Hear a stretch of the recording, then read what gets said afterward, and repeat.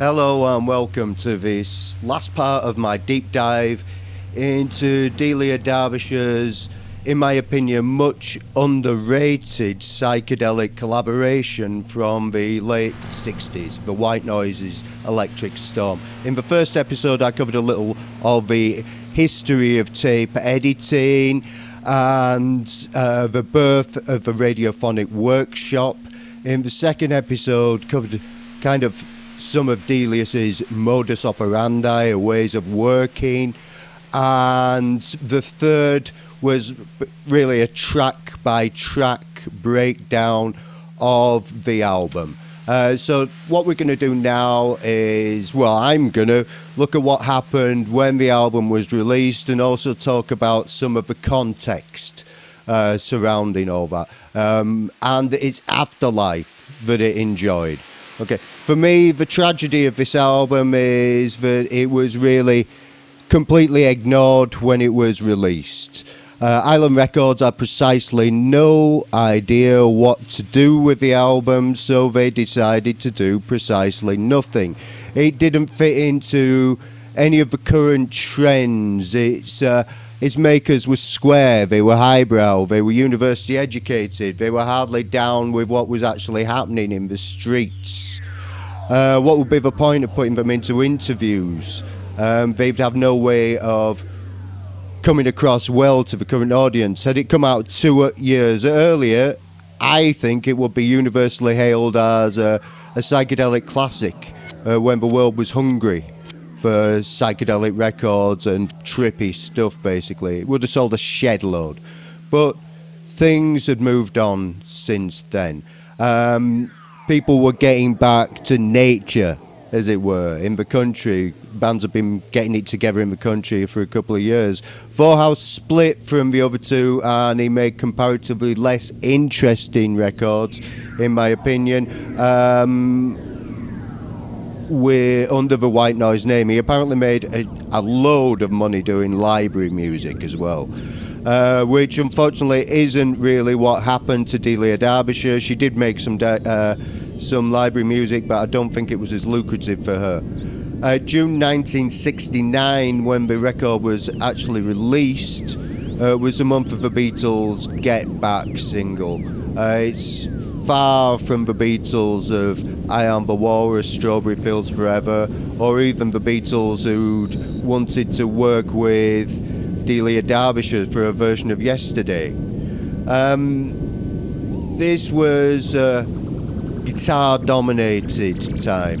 Dylan's Nashville Skyline had come out. It was about the same time as the first Led Zeppelin album. Cream and their sister group, Blind Faith, both had hit records.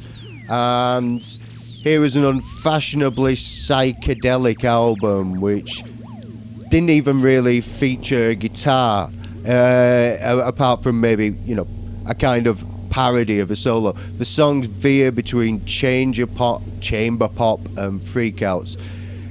It didn't catch ears of journalists at all. In fact, the only two contemporary reviews I can find are a very unflattering one from Time Out magazine, London's listing magazine, still is, and a much better one from the BBC staff magazine, but that you could expect. It was kind of an inside job, and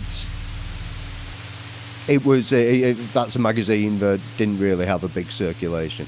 So, as I say, Island Records did nothing at all. Not many people heard it, but I'd wager that some of the people that did hear it were the members of Pink Floyd. They visited the BBC Radiophonic Workshop in 1969 and had a long conversation with Delia Derbyshire. They came away from that meeting very impressed by the EMS VCS3, and as soon as they could, got hold of, well, more than one themselves. She had the first one, and then they bought one of the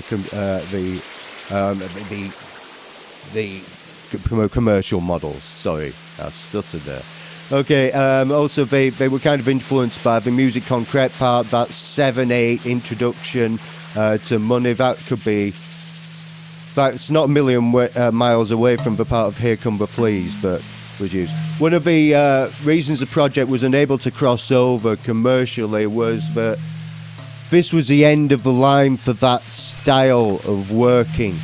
The music was produced very labour intensively. There wasn't really any way that musicians could pick up this baton and continue with it, pick up the mantle, be inspired.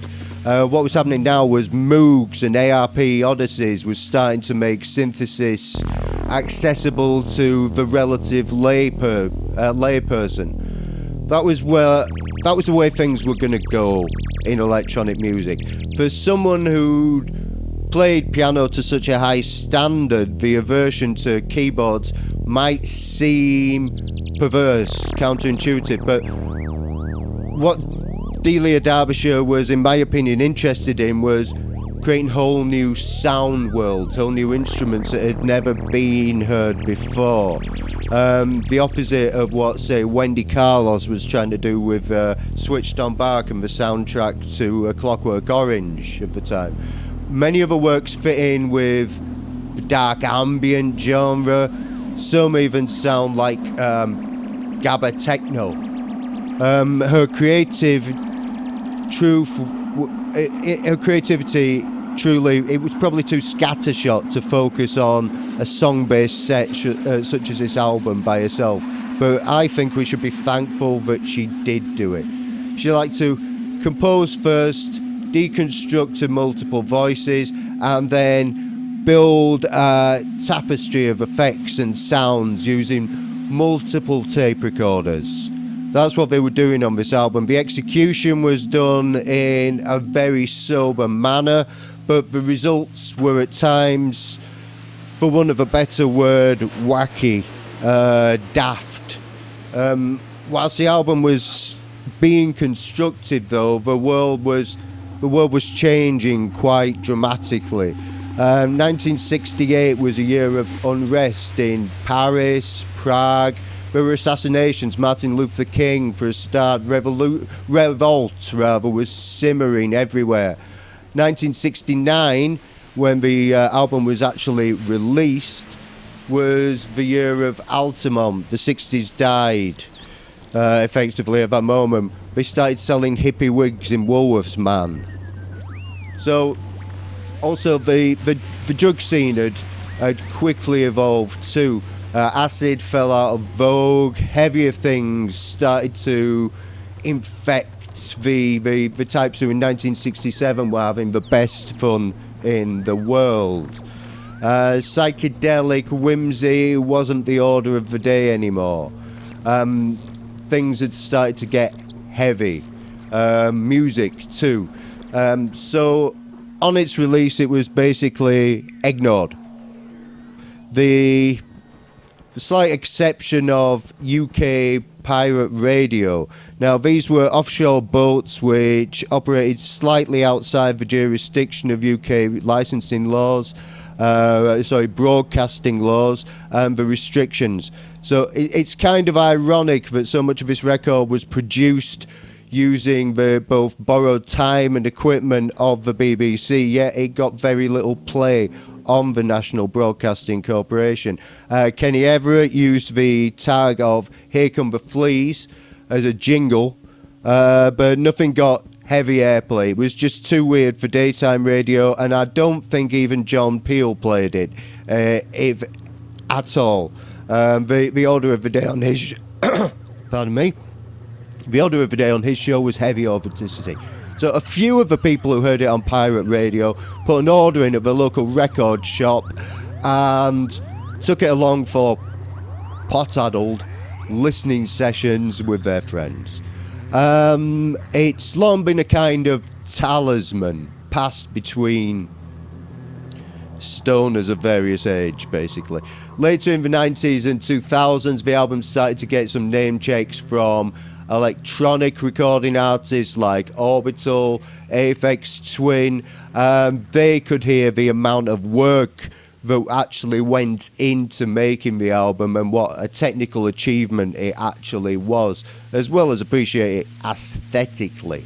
They appreciate the spirit of sonic adventure that was on there.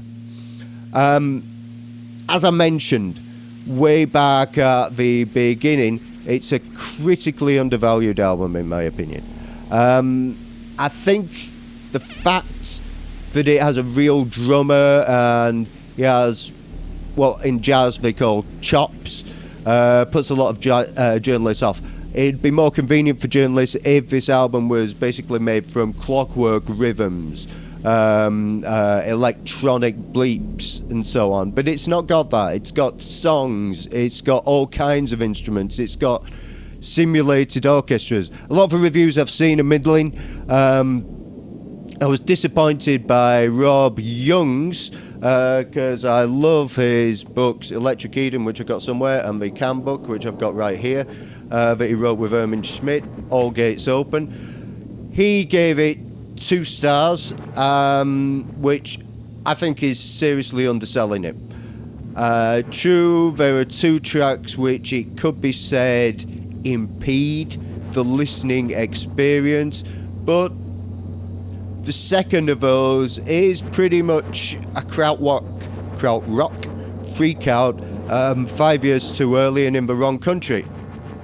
It's quite impressive from some meat geeks from England. The album itself went on to have a big influence amongst 90s, 2000 acts interested in a kind of retro futuristic aesthetic, bands like Stereolab and particularly Broadcast. I can hear a bit of the white noise in the post-punk explorations of bands like Cabaret Voltaire, Clock DVA, Throbbing Gristle.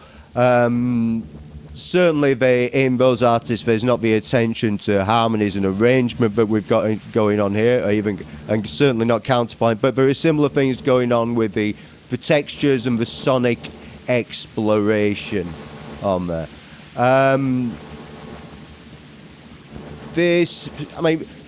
Further explorations in tape editing we kind of went on, but none went into as much depth and sort of fractal detail as the process on here. So it wasn't a commercial hit in any sense, but it's kind of been something of a sleeper influence amongst musicians and aficionados of the weird and wonderful.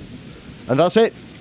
Thanks for watching, and congratulations if you've made it so far.